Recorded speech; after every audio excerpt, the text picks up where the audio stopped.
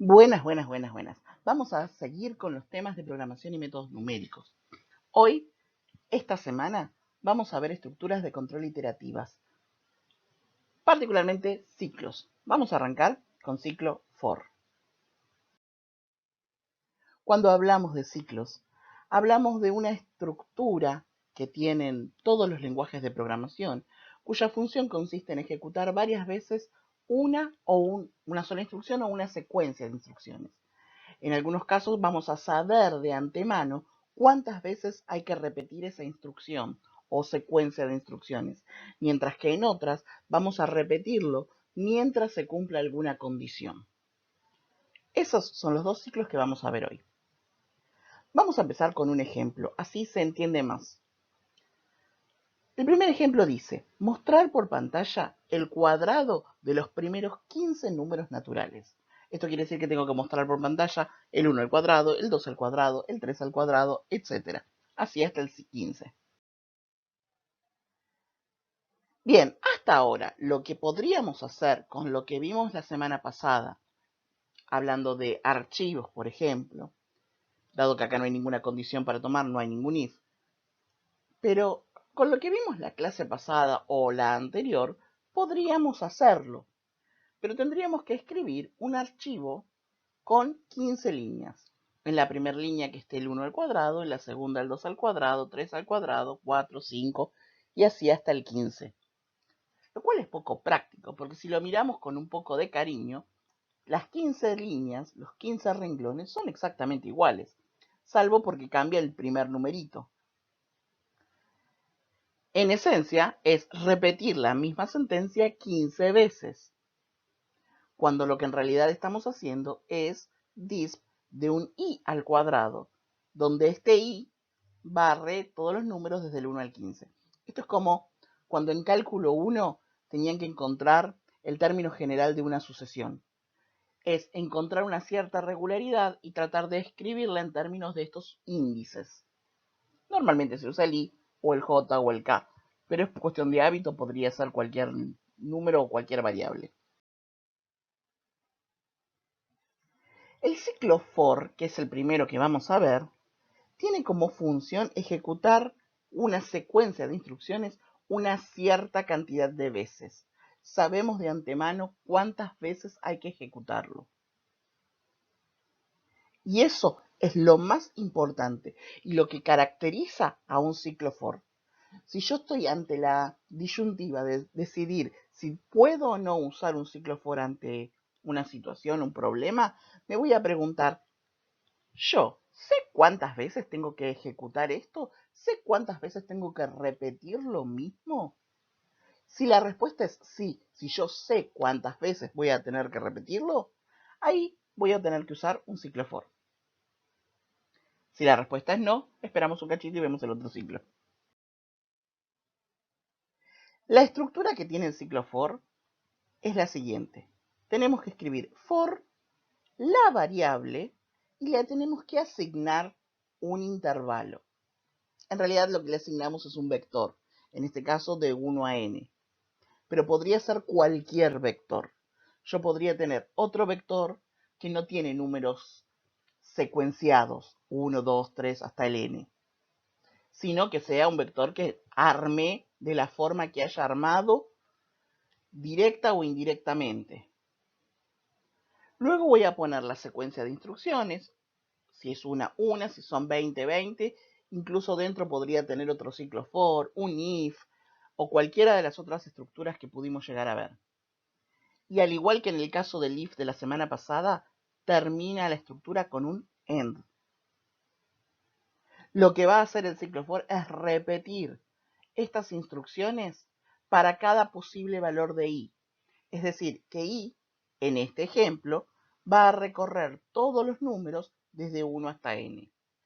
En general, si yo hubiese puesto otro vector que no fuera uno de este estilo, de 1 a n, lo que va a hacer es que la variable i va a ir tomando uno por uno cada posible valor de ese vector.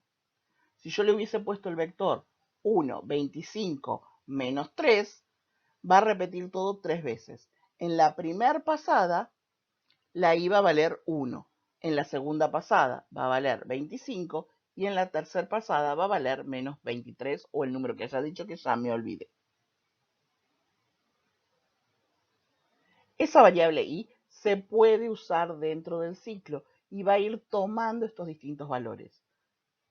Por más que yo le cambie el valor dentro del ciclo, igual en la vuelta siguiente va a tomar el valor que le corresponda. Entonces, volvamos al ejemplo. Teníamos que mostrar por pantalla o imprimir el cuadrado de los 15 primeros números naturales.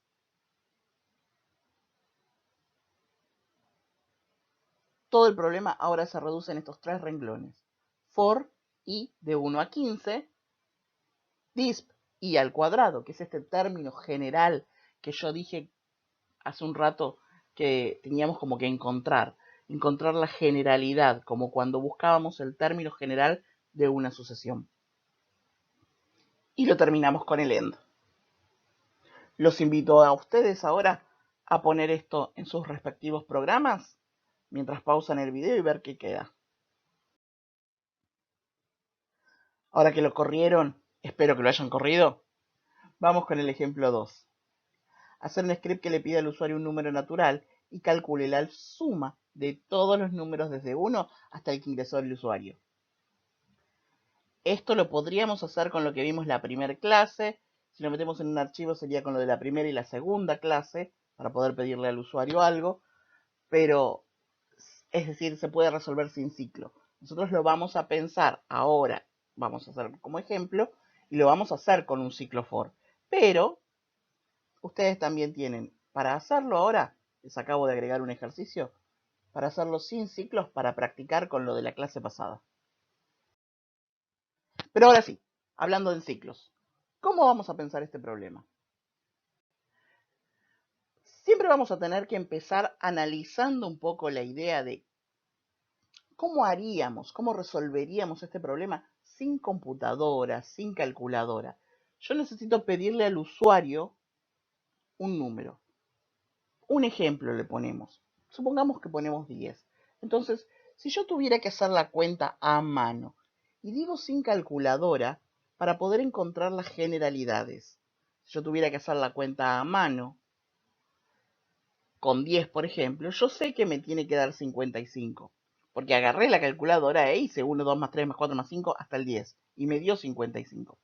Pero pensándolo realmente a mano, ¿cómo hacemos esa cuenta a mano sin ningún dispositivo ni nada? La realidad es que vamos sumando de a 2.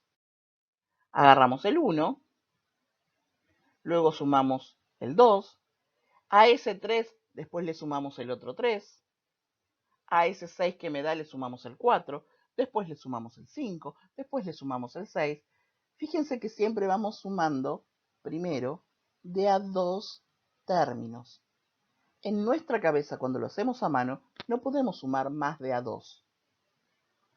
Porque la suma, matemáticamente hablando, es una operación binaria. Siempre se suma de a 2. Las cosas que nos enseñaron en la escuela para sumar muchas cosas juntas, en realidad son algoritmos. Pero en realidad nosotros solo hacemos como operaciones que me garantizan ese resultado.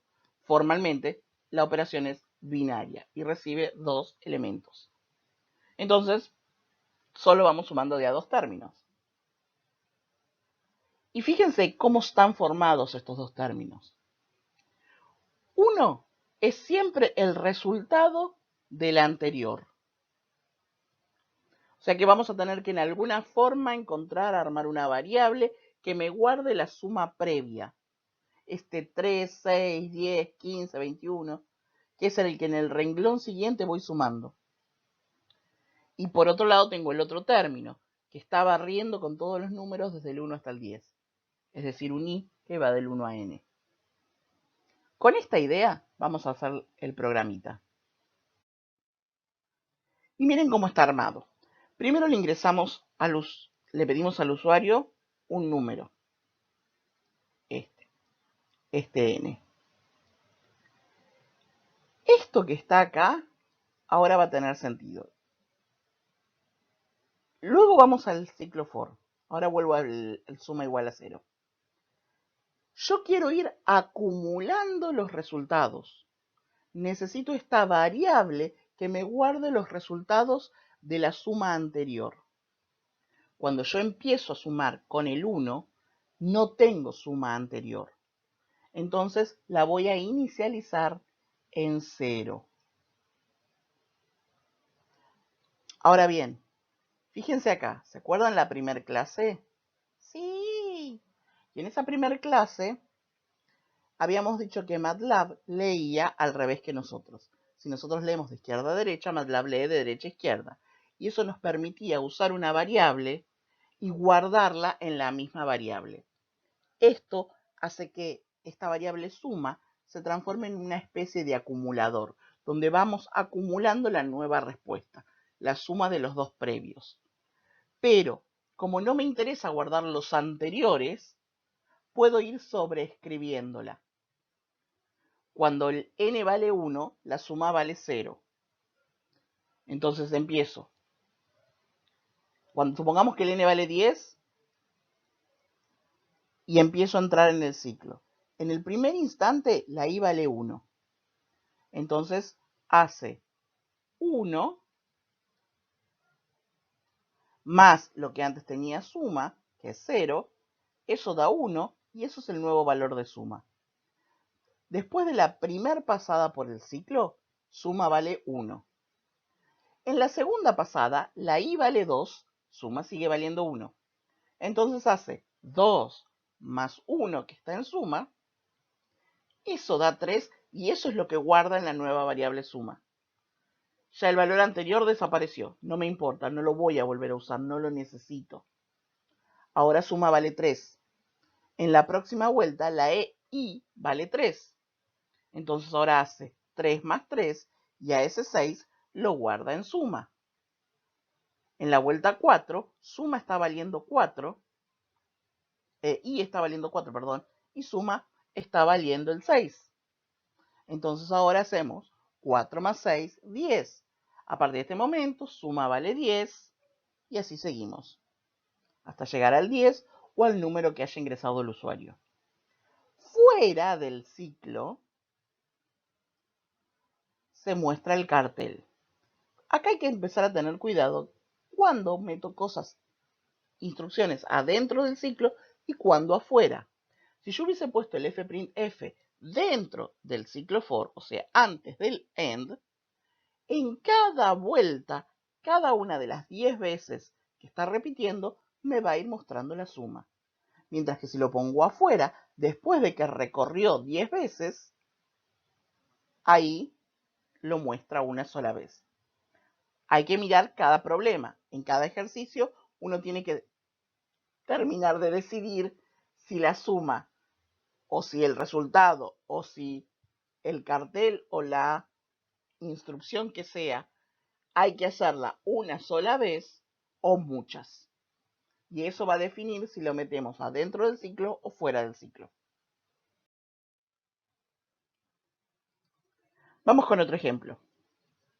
Hacer un script muy parecido al anterior es este, que le pide al usuario un número natural y calcule el producto ahora de todos los números desde el 1 hasta el ingresado por el usuario. Es recontra igual al anterior, con una única salvedad. Y es que acá, la variable, como yo usé suma antes, ahora la llamé pp, se inicializa en 1, porque es el neutro del producto. Fíjense que acá yo voy haciendo pp por i. Entonces primero multiplica por 1, después por 2, después por 3. Si yo lo hubiese inicializado en 0, siempre me hubiese dado 0. Son cuidados que hay que tener. A veces necesitamos cortar uno antes del que ingresó el usuario y hacer la cuenta final afuera. A veces necesitamos inicializarlo uno después. En lugar del 1, el primer caso lo tratamos afuera del ciclo, trabajamos los del medio y seguimos. Cada problema es un mundo y cada problema hay que pensarlo de manera independiente. Vamos con otro ejemplo, creación de vectores dinámicos. Hacer una función que tome como parámetro dos números naturales, n y a, y devuelva un vector con todos los números más chicos que n que sean divisibles por a. Eso quiere decir que yo me voy a ir recorriendo todos los números desde el 1 hasta el n y uno por uno voy a preguntar si es divisible por a. Si es divisible por a, lo guardo en el vector. Si no, no. Este ejemplo se puede hacer con cualquier ciclo. Por ahora solo vimos el ciclo for. Pero no, lo que quiero decir es que este ejemplo es solamente un ejemplo de cosas que podemos hacer con ciclos. No necesariamente es algo específico del ciclo for. Acá tenemos que pensar cuántas veces voy a tener que preguntar si un número es divisible por otro. Y voy a preguntar eso todas las veces desde los números 1 hasta el n. Acá me pedí una función, así que tenemos la estructura de función. Función, la variable de salida es b. La función se llama divisibles y toma dos valores, el n y el a. Acá voy a arrancar con un vector vacío. Y esta es otra de las ventajas de que MATLAB lea al revés que nosotros. Esto es un vector vacío. Abro y cierro corchetes y no tiene nada adentro. Y empiezo a recorrer mi ciclo for desde i igual a 1 hasta n. Este es mi ciclo for. Dentro del ciclo for yo tengo que ir preguntando uno por uno si es divisible por a. Y para preguntar si algo es divisible uso mod y pregunto si el resto de la división me da 0. Cuando sí sea cierto, cuando es efectivamente un divisor, lo tengo que agregar al vector. Y eso se hace de esta forma. Lo que estoy haciendo, recuerden que MATLAB lee al revés que nosotros. En lugar de leer de izquierda a derecha, leemos de derecha a izquierda. Entonces, arma primero un vector con lo que sea que ya tuviera b, que en la primera vuelta es nada, seguido de un i, del valor de i.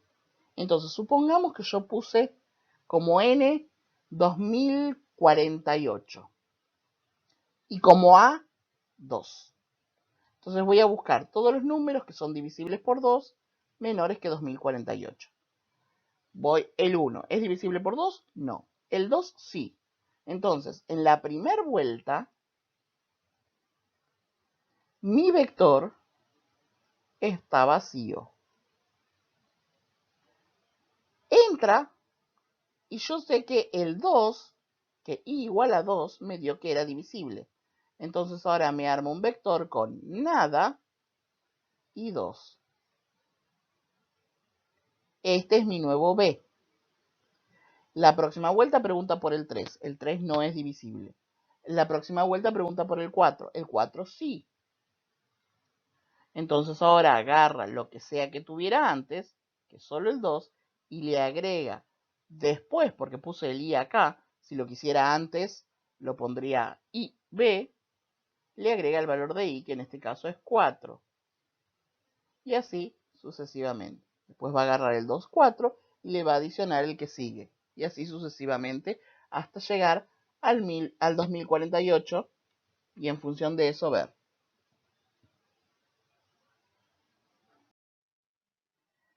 Bien, antes de seguir, quiero que pausen un poquito el video y piensen estos ejercicios. Hacer una función que tome como parámetro un número entero y devuelva un vector con todos los divisores positivos del número. 2.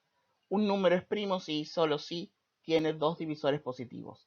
Hacer una función que tome como parámetro un número entero y devuelva un 1 si es primo o un menos 1 si no lo es. Estos dos ejercicios se pueden hacer en el orden que quieran, pero quiero que los piensen antes de seguir. Sigamos. Un momento, profe. ¿No está la resolución de esos dos ejercicios en el video? No, querido estudiante, querida estudianta, querido estudiante. Esos serán ejercicios para pensar ustedes y después cualquier cosa los consultan en los foros o a los profes de las prácticas.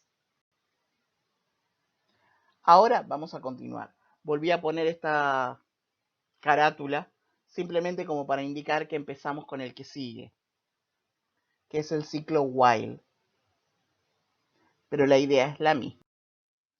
El ciclo while también es un ciclo, por lo tanto, también consiste en una estructura que me permite ejecutar varias veces una secuencia de instrucciones. La diferencia con el ciclo for es que en este caso yo no sé cuántas veces se va a repetir esa secuencia de instrucciones.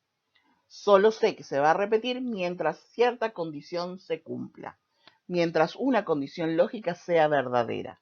En el momento en que la condición lógica se transforme en falsa, deja de repetir. Por ejemplo, si yo les pregunto, ¿cuántas veces van a cursar cierta materia? No quiero decir esta porque yo tengo la esperanza de que todos lo aprueben ahora. Pero supongamos otra materia, una materia cualquiera. Voy a llamar, por ejemplo, probabilidad estadística. ¿Cuántas veces van a cursar probabilidad y estadística? Asumamos que todavía no la cursaron, ¿no? Y la realidad es que uno no sabe. Uno siempre tiene la esperanza de que con una vez alcance. La cursé, la aprobé el final, listo.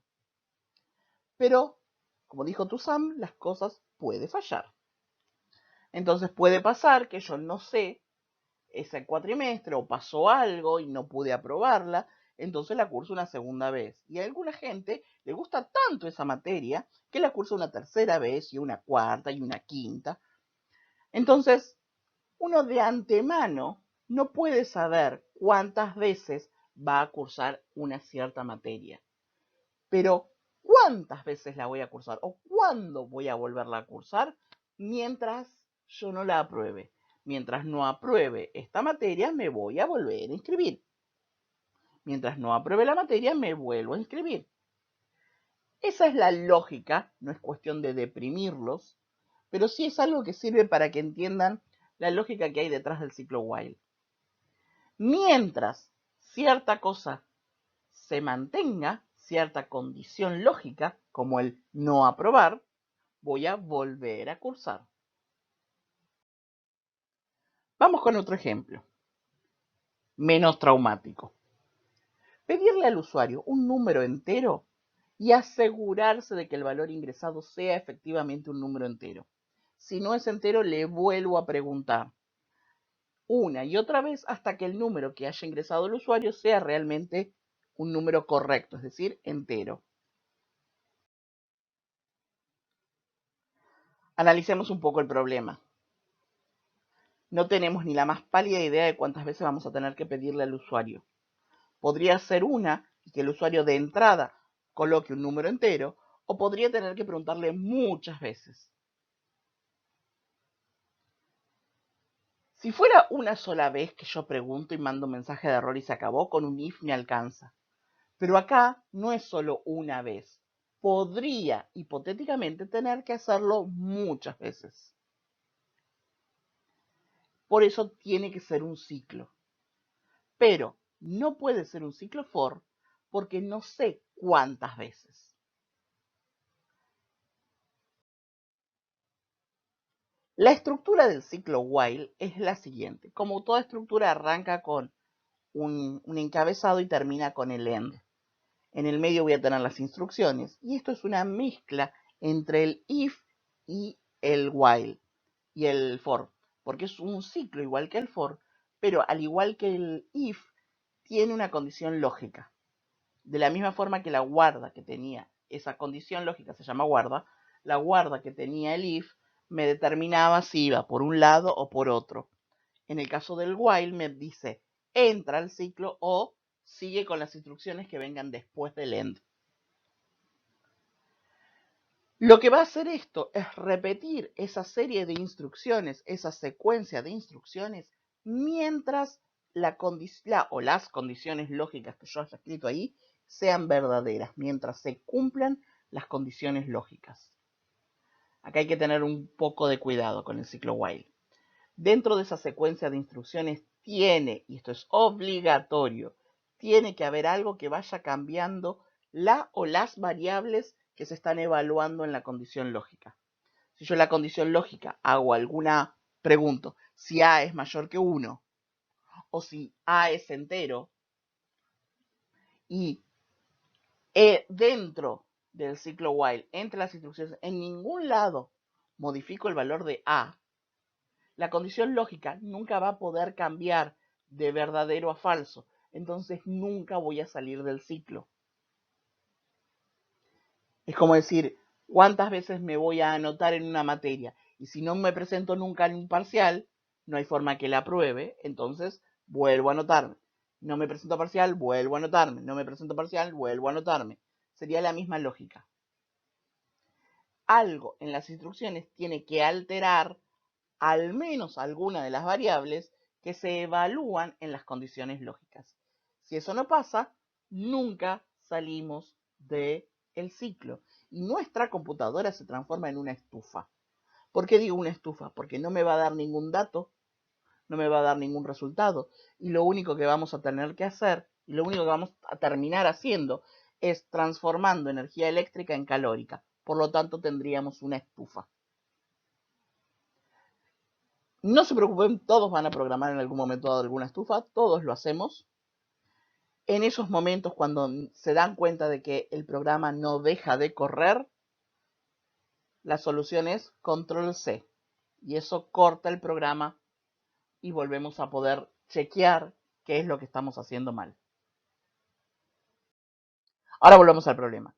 La idea era pedirle al usuario un número entero y asegurarse de que el valor que ingresaba sea realmente entero. Y en caso contrario, teníamos que volver a preguntar todas las veces que hiciera falta hasta que el número ingresado sea realmente un entero. Entonces, nos vamos a preguntar, ¿cuándo tengo que volver a preguntar?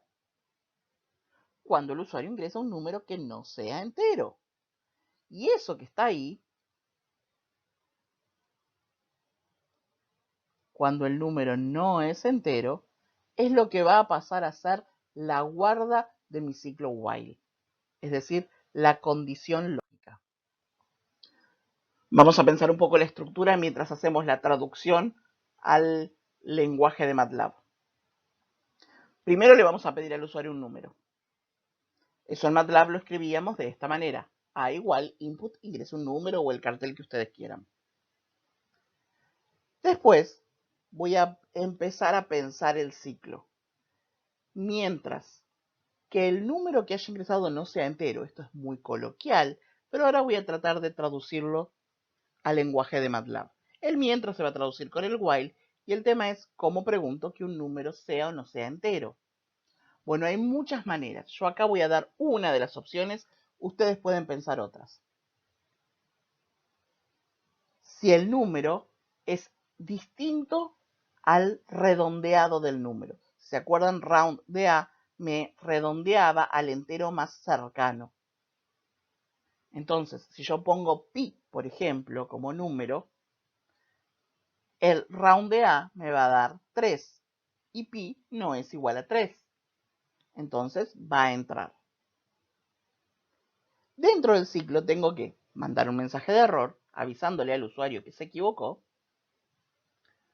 De nuevo, esto es texto, ponen el texto que quieren, pueden poner no es entero como puse yo acá, o pueden poner, che flaco, te equivocaste. Y acá viene lo importante, tengo que volver a pedir un número, porque si no, tengo una estufa. Vuelvo a cambiar el valor de A. A fue la variable que estoy usando en la guarda, por lo tanto A tiene que ser modificado. Y después termina. Cuando salga del ciclo, el número que esté guardado en la variable A seguro es un número entero. Esto tranquilamente puede ser un pedacito de un programa mucho más grande. Y ahí quedó. Acá se llama N en lugar de A, pero la idea es la misma. Otro ejemplo. Pedir números por pantalla hasta que alguno sea mayor que 100. Le voy a pedir al usuario un número, otro. Yo podría ir guardándolos incluso en un vector. Lo importante acá es cuándo tenemos que volver a preguntar. Bueno, tengo que volver a preguntar mientras el usuario ingrese un número menor o igual a 100. Eso va a ser mi guarda, mi condición lógica, que el número ingresado sea menor o igual a 100. Acá la idea es sobreescribir el número, pero como dije recién, esto podría ir poniéndolos en un vector si esos fueran datos que se toman de una medición, por ejemplo. Entonces yo le puedo decir al usuario, bueno, anda ingresando los valores X de la medición. Y el usuario los va ingresando y en las instrucciones yo le pude haber dicho al usuario que cuando ingrese un número más grande que 100, dejo de pedir. Y esa es una opción. Un ejemplo más. Vamos a simular un ciclo for usando un while. El while puede hacer lo mismo que el ciclo for agregando las variables que ya por for vienen automáticamente, como la variable i. Hacer un script que le pida al usuario un número natural n y calcule la suma de todos los números menores o iguales que n. El mismo ejemplo que hicimos hace un ratito con for. Pero ahora lo vamos a hacer con while. Entonces, vuelvo a preguntar, ¿cuándo voy a dejar de sumar? ¿Cuándo tengo que dejar de sumar? Cuando sume todos los números desde el 1 hasta el n. Y fíjense cómo queda acá. Arranco, ahora necesito ese i que estaba automáticamente dado por el while, ahora lo tengo que poner a pulmón, que se llama acá lo pusimos como j. Le pido al usuario que ingrese un número y, al igual que en el caso anterior, inicializo suma. La diferencia acá está en en el j igual a 1. Porque ahora no tengo un ciclo que lo crea automáticamente al j. Lo tengo que crear a la fuerza, inicializándolo donde quiera inicializarlo. Y acá dentro del while van a pasar dos cosas. Uno, la misma cosa que pasaba antes, que es le voy sumando, en ese caso el valor de i, acá el valor de j. Y esto que está acá, este j igual j más 1. Esto el ciclo for lo hace automáticamente. Cuando yo le pongo for i igual 1, 2 puntos n. Acá tengo que ir sumando de a 1. Y acá pongo el hasta dónde. Mientras que el número que estoy sumando sea menor o igual al n, sigo sumándole valores. Es una manera de simular un ciclo for usando un while. ¿Por qué querríamos simular un ciclo for usando un while? Porque a veces podemos querer que sea casi un for, pero que capaz corte en algún momento dado. Por ejemplo, quiero que sume todos los números desde 1 hasta n, salvo que pase por el 23. Entonces, acá voy a poder poner en la guarda varias condiciones.